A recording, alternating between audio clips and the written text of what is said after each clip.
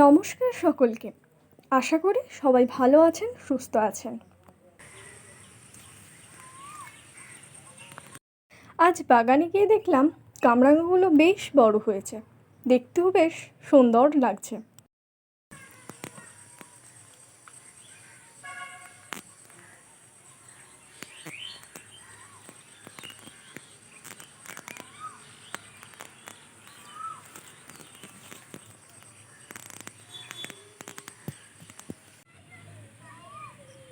অনেকক্ষণ দেখার পর আর থাকতে পারলাম না, দুটো কামরাঙা তুলেই ফেললাম।